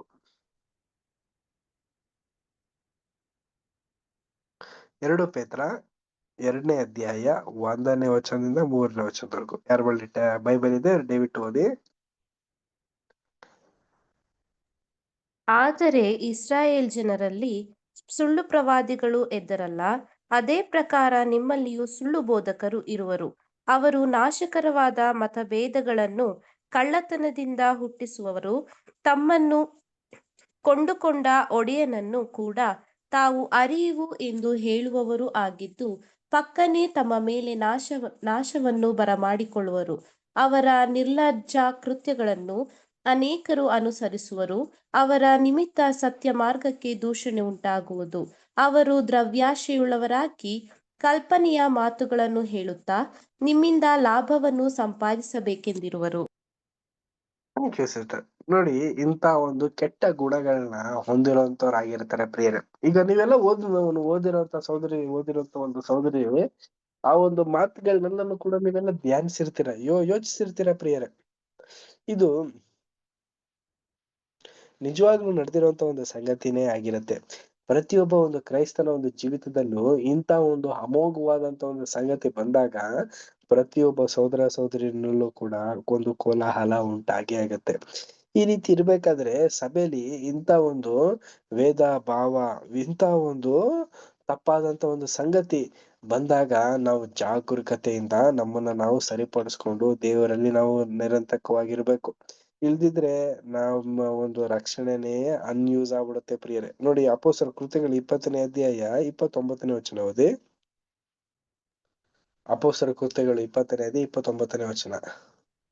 ಎಲ್ಲಾ ಹಿಂಡಿನ ವಿಷಯದಲ್ಲಿ ಎಚ್ಚರಿಕೆಯಾಗಿರಿ. ನಾನು ಹೋದ ಮೇಲೆ ಕ್ರೂರವಾದ ತೋಳಗಳು ನಿಮ್ಮೊಳಗೆ ಬರುವುದೆಂದು ನಾನೇ ಬಲ್ಲೆನು. ಅವು ಹಿಂಡನ್ನು ಕನಿಕರಿಸುವುದಿಲ್ಲ. Thank you sir. ನೋಡಿ, ಎಲ್ಲಾ ವಿಚಾರದಲ್ಲೂ ನಾವು ಜಾಗರೂಕತೆ ಆಗಿರ್ಬೇಕಂತೆ. ಏನ್ ಎಲ್ಲಾ ವಿಚಾರದಲ್ಲಿ? ಈಗ ನಮ್ಗೆ ಸತ್ಯ ಸಿಕ್ತು ಅಂತ ಅನ್ಬಿಟ್ಟು ಆ ಒಂದು ಸತ್ಯ, ಈ ಸತ್ಯ, ಆ ಸತ್ಯ ಅಂತೆಲ್ಲ ಮಿಕ್ಸ್ ಮಾಡ್ಕೊಂಡು ತಿನ್ನೋದಲ್ಲ ರೀ. ನಮಗಿರೋ ಒಂದು ಸತ್ಯದಲ್ಲೇನೆ ನಾವು ಸರಿಯಾದಂತ ರೀತಿಯಲ್ಲಿ ನಾವು ನಡ್ಕೊಂಡು ಹೋಗ್ಬೇಕು. ನಮ್ಗೆ ಬೈಬಲೇ ನಮ್ಗೆ ಮೇನ್. ಬೈಬಲ್ ಅಲ್ಲಿ ಇರುವಂತ ಒಂದು ಅಂಶಗಳೇ ನಮ್ಗೆ ಇಂಪಾರ್ಟೆಂಟ್ ಆಗಿರುತ್ತೆ. ಈಗ ಸಬ್ ಡಿವಿಷನ್ಸ್ ಆಗಿರುವಂತ ಹಲವಾರು ವ್ಯಾಲ್ಯೂಮ್ ಸ್ಟಡೀಸ್ ನ ನಾವು ಮಾಡ್ಬೇಕು, ಬುಕ್ ಸ್ಟಡೀಸ್ ನ ನಾವು ಮಾಡ್ಬೇಕು, ಕ್ಯಾರೆಕ್ಟರ್ ಡೆವಲಪ್ಮೆಂಟ್ ನ ನಾವು ಮಾಡ್ಕೋಬೇಕು. ಈ ರೀತಿ ನಾವು ಒಂದು ಆಲೋಚನೆಯಲ್ಲೇ ಇರ್ಬೇಕೇ ಹೊರತು ನಮಗೆ ಈ ಒಂದು ತಪ್ಪಾದಂತ ಒಂದು ಮಾರ್ಗದಲ್ಲಿ ಹೋಗುವಂತದ್ದು, ಲೌಕಿಕವಾದಂತ ಒಂದು ಸಂಗತಿಗಳನ್ನ ಆಚರಿಸುವಂತದ್ದು, ದೇವರ ಒಂದು ಮಾರ್ಗನೇ ತುಳಿದು ಬಿಡುವಂತದ್ದು, ಈ ಒಂದು ಸಂದರ್ಭ ಬಂದಾಗ ನಾವು ಆ ಒಂದು ಕುರಿಯ ವೇಷದಲ್ಲಿರುವಂತ ಒಂದು ತೋಳದ ರೀತಿಯಲ್ಲಿ ನಾವು ಆಗ್ದೇನೆ ಸತ್ಯವಾಗಿ ನಾವು ನಡ್ಕೊಂಡು ಹೋಗ್ಬೇಕು. ಇದು ಏನು ಸಭೆ ಹಿರಿಯನ್ಗೆನೆ ಹೇಳ್ತಿರುವಂತ ಒಂದು ಪಾಠ ಅಲ್ಲ ರೀ. ಆ ಸಭೆಯಲ್ಲಿರುವಂತ ಎಲ್ಲಾ ಸಹೋದರ ಸಹೋದರಿಗೂ ಒಂದು ಪಾಠನೇ. ಏನಕ್ಕಂದ್ರೆ ನಾವೆಲ್ಲ ಇಲ್ಲಿ ಯಾರು ತಲೆ ಅನ್ನೋದಲ್ಲ ರೀ. ನಾವೆಲ್ಲ ಏನಾಗಿರ್ತೀವಿ ಅಂದ್ರೆ ಅಂಗಾಂಗಗಳಾಗಿದೀವಿ. ನಮ್ಮ ತಲೆನೇ ಯಾರಾಗಿದ್ದಾರೆ ಅಂತಂದ್ರೆ ಕ್ರಿಸ್ತನು. ಈ ಒಂದು ಅಂಶನ ನಾವು ಮನದಟ್ಟು ಮಾಡ್ಕೊಂಡು ನಮ್ಮ ಮನದಾಳದಿಂದ ನಾವು ಈ ಒಂದು ಪಾಠಗಳನ್ನ ನಾವು ಅಂಗೀಕಾರ ಮಾಡಿ ಸತ್ಯದಲ್ಲೇ ನಾವು ನೆಲೆ ಊರಿ ಸತ್ಯದಲ್ಲೇ ನಾವು ದೇವರಲ್ಲಿ ಸೇರುವಂತವರಾಗಿರೋಣ ಪ್ರಿಯರೇ. ಇಲ್ಲಿಗೆ ನಾವು ಈ ದಿನದ ಒಂದು ಸ್ಟಡೀಸ್ ನ ಕಂಪ್ಲೀಟ್ ಮಾಡೋಣ. ದೇವ್ರ ಚಿತ್ತ ಇದೆ ಮುಂದಿನ ಒಂದು ವಾರದಲ್ಲಿ ಕೂಡ ಇದೇ ಒಂದು ಸಂಗತಿನ ಕಂಟಿನ್ಯೂ ಮಾಡ್ಕೊಂಡು ಹೋಗೋಣ. ದೇವ್ರ ವಾಕ್ಯಗಳನ್ನ ಆಶೀರ್ವದಿಸ್ಲಿ. Thank you brothers and sisters. ಕೊನೆಯದಾಗಿ ಒಂದು ಪ್ರಾರ್ಥನೆ ಮಾಡಿ ಒಂದು ಕೂಟ ನಾವು ಅಂತ್ಯ ಮಾಡುವಂತವರಾಗಿರೋಣ. ಕೊನೆ ಪ್ರಾರ್ಥನೆ ಸಹೋದರ ಅಂತ ಶ್ರೀಕಾಂತ್ ಬ್ರದರ್ ಮಾಡ್ಬೇಕಾ ಕೇಳ್ಕೊಳ್ತೇನೆ.